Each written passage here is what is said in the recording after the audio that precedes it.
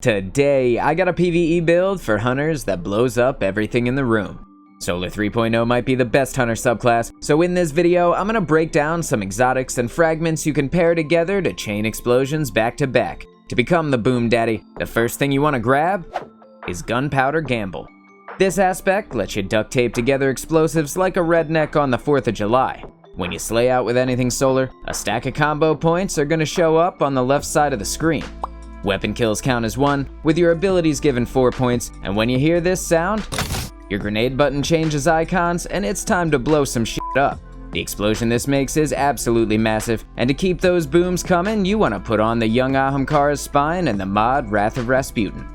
Young Ahamkara's Spine makes you look like a walking dinosaur exhibit, and it's one of the strongest exotics in the game for getting grenades back fast. In addition to giving your trip mines a larger blast radius, it also makes dealing damage with any ability give you a bunch of grenade energy back. Gunpowder Gamble counts towards that, and so does the trip mine itself, as well as your throwing knives and your acrobat's dodge. When you put on Wrath of Rasputin, any solar explosion you make has the chance to spawn a flaming beach ball out of thin air. If you didn't know, that's a war mine cell, and when you shoot them, surprise surprise, they blow things straight to hell. All of that together gives you a ton of ways to make things explode, but eventually, you're gonna have to shoot your guns, and when that time comes, you wanna pull out the Gjallarhorn. This exotic is one of the best burst damage weapons you can pick, and nothing in the game goes boom quite like it. When you fire it off, the initial explosion and all the Wolfpack rounds it creates have their own chance to spawn Warmine cells. When you need to rip off something's head and take a shit down its throat, Galley is what you pull out, and the Hunter has a bunch of ways to make it even stronger. To show you what I mean, you want to grab the new Acrobat's Dodge and the Fragment Ember of Torches and Ember of Solace. Acrobat's Dodge and Ember of Torches give you multiple ways to spread the radiant effect to you and your squad. Just hit something with a throwing knife or shout parkour and do a flip, and the radiant buff will pop up on the left side of the screen. That makes all your weapons hit 25% harder, and with Ember of Solace equipped, it'll last for a full 15 seconds. That's the same damage increase as a Well of Radiance and Weapons of Light from the Ward of Dawn bubble, and if you cycle your abilities, you can keep the buff rolling for a good long while. To take your damage even further, you want to put on Elemental Ordnance, Elemental Charge, and Font of Might. Elemental Ordnance makes a solar elemental well whenever you get a kill with your grenade. Picking that up gives you 15% of all of your abilities back, and when you throw on Font of Might and Elemental Charge, your solar weapons get a 25% damage buff, and you get 2 stacks of charge with light on top of that. From there you want to put on High Energy Fire, which makes your weapons hit 20% harder and spends the charge with light buff. At the time of this recording, every one of those stacks on top of each other, and when it's all said and done, you're looking at 70% more damage from both your solar guns. And while we're talking about weapons, let's go over what to run in your Kinetic and Energy slot. For your Kinetic, pretty much anything is going to get you by, and whatever it is, make sure it stuns champions in the activity you're about to go and do.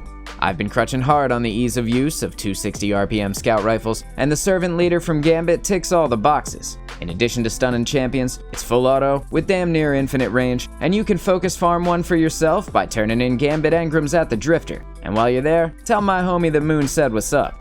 In your energy slot, the Ogma Pulse Rifle is pretty much a gunslinger's wet dream.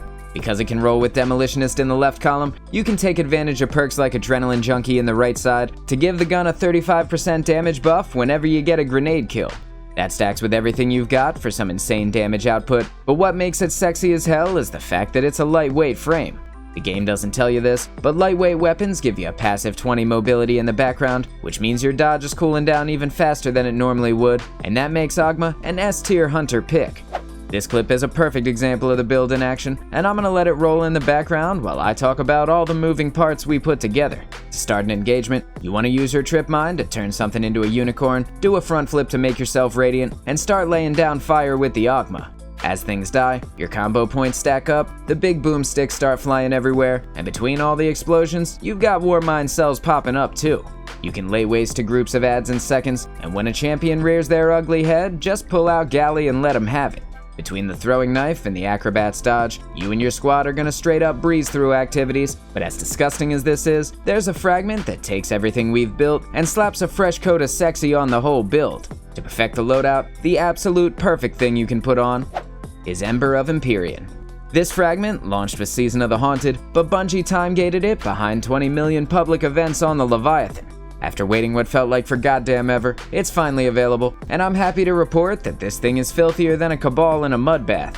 Whenever you're radiant, killing anything with a solar weapon is going to extend the buff duration, and the reason it's so insane is because your trip mine and throwing knife count as weapon kills too. Whether you're running Master Nightfalls or just clearing pinnacles in Gambit, you're going to blast a hole through anything in your way. And while you're out there shredding primevals, you're going to have to clutch up games, so for you guys, real quick, I'm going to show you a setup that'll help you get the win. To check that out, just click the card on the right. Thanks for watching.